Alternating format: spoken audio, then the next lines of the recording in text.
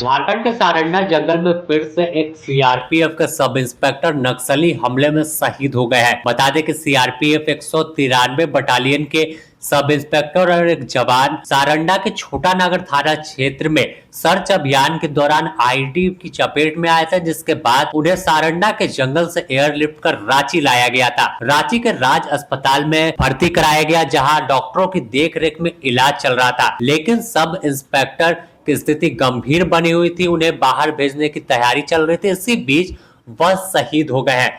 बता दें कि पश्चिमी सिंहभूम जिले के सारंडा जंगल के छोटा नागर थाना क्षेत्र के मारंग पोंगा इलाके में जो घना घोर जंगल है, यहाँ पर नक्सलियों के भ्रमणशील होने की सूचना मिली थी, जिस पर सुरक्षा बल के जवानों ने अभियान शुरू किया था। और इस अभियान के दौरान जैसे ही मारंग पोंगा के बियाबान जंगल में पहुंचे तो नक्सलियों द्वारा बिछाए आईडी को ब्लास्ट किया गया, जिसमें जो जवान गंभीर रूप से घायल हो गए थे। आनन फानन में बीएसएफ के हेलीकॉप्टर के द्वारा उन्हें रांची लाया गया, लेकिन तब तक एक जवान शहीद हो गए।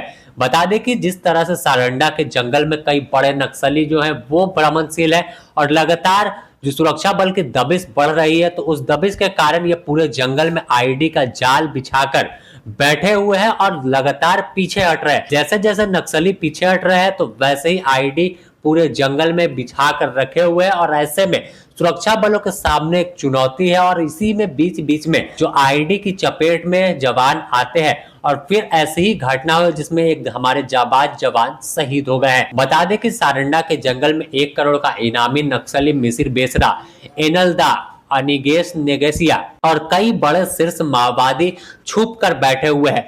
जैसे ही सुरक्षा बल के जवान अभियान में लगे हुए हैं, लगातार आगे बढ़ रहे हैं, तो नक्सली पीछे हट रहे हैं। तो जंगल में आईडी का जाल बिछा हुआ है, लेकिन साफ तौर पर तमाम जो अभियान चल रहा है उसकी मॉनिटरिंग पुलिस मुख्यालय से की जा रही है और साफ संकेत, साफ आदेश है कि आने वाले 1 माह के अंदर झारखंड से नक्सलियों का कैसे सफाया हो, इस पर जोर दिया जा रहा है। अगर देखें तो साफ तौर पर इस जंगल की पूरी तरह से घेराबंदी की गई और घेराबंदी कर अभियान को तेज किया गया है।